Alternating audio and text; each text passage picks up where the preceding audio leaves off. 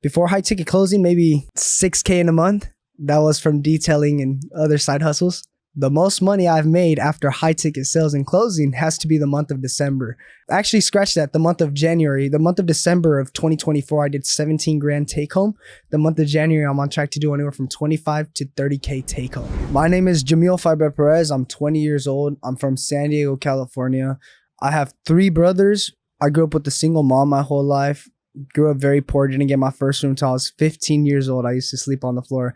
And I came across high ticket sales and closing. I was at a point where I was very lost in my life, jumped into an opportunity like this, and it's been game changing ever since. I got a 2-year-old baby. I had him when I was 18 years old.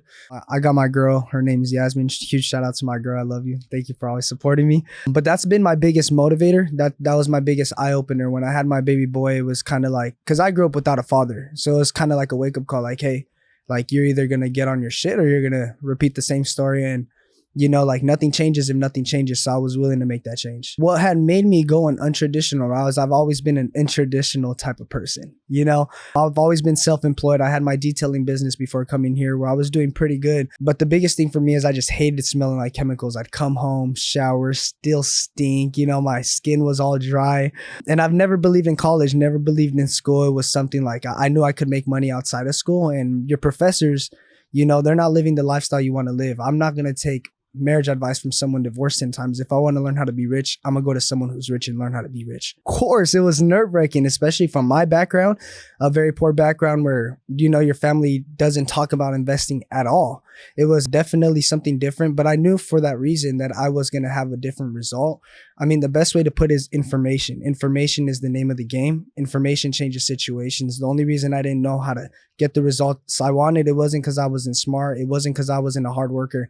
I just didn't know how to do it, and I had to get in a room full of people doing it. And it's always going to be uncomfortable whether I did this 7 months ago, whether I did this today. It's probably still be nerve-wracking. But the biggest thing was taking that leap of faith into yourself and believing in your self-capabilities as a person to actually execute what's in front of you. Before high ticket closing, maybe 6K in a month. That was from detailing and other side hustles. The most money I've made after high ticket sales and closing has to be the month of December. Actually, scratch that, the month of January. The month of December of 2024, I did 17 grand take home. The month of January, I'm on track to do anywhere from 25 to 30K take home. Oh man, what am I going to do with the money?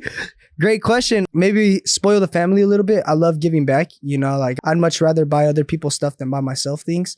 I'm not a huge materialistic person. I enjoy giving, but also invest. You know, like, your money is no good just saving. It's collecting dust, especially with inflation, right? You might as well put into an asset where it could actually grow as our economy inflates. So I want to definitely do some investments. Albert, he's in real estate, makes north of 60 to 70 million a year. So definitely take some game from that guy.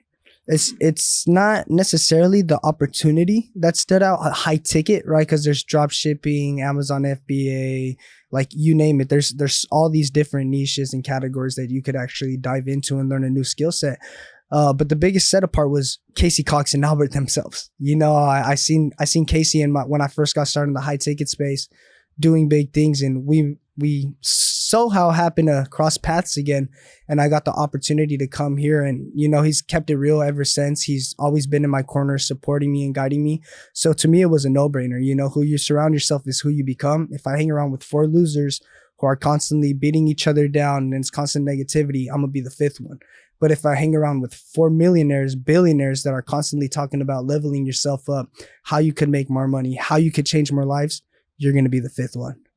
The 3 hardest part, for one, showing up and being able to commit. That's rule number 1, because if you can't show up, it will never work out. I'd say number 2 is actually executing it, because it's one thing to learn it, but if you're not applying it, it's no good. To know when to not do is to not know at all, right? So we got to give you the information you're looking for. You got to apply it in the vehicle.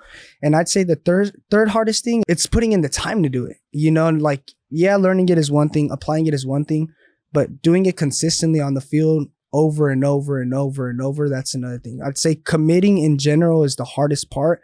Overall, it's not rocket science, not rocket surgery, you know, as Casey Cox would say, but it's communication at the highest level. Whether you're selling a house, a car, you're selling your wife on why she should marry you, your whole life revolves around sales and communication. So I'd say those are the three hardest things, but it gives you the communication that you need to be able to move forward in life with all aspects and everything that you do. I mean, if you're a little skeptical and you're still a little bit on the edge, the best piece of advice that I could give you is rip it like a band-aid, right? There's nothing that I could say or do. I mean, men lie, women lie, numbers don't lie.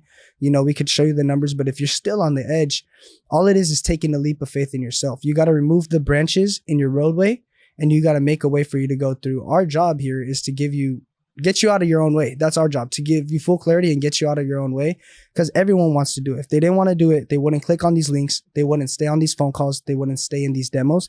Everyone wants to do it. It's just taking a leap of faith and helping these people see the light at the end of the tunnel. The difference between the 99%ers is that they think they know everything. They think that they don't need help. They think that everything is bullshit. And most importantly, they don't believe in themselves. They lie to themselves every day with everything that they do.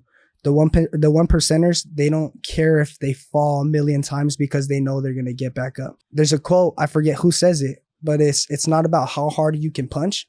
It's about how hard you could get punched and get back up, right? Like if nothing changes, nothing changes. And it's up to you to get to that level. Like I believe in Jesus Christ, but I also believe we're in the Matrix. Like you got to level yourself up to the max level. Before you make $1 million, you have to become someone who is worthy of making $1 million. Worst case scenario, you stay exactly where you are right now. Best case scenario, you cut out your current reality and you start chasing towards a better future that you know you could well have and deserve.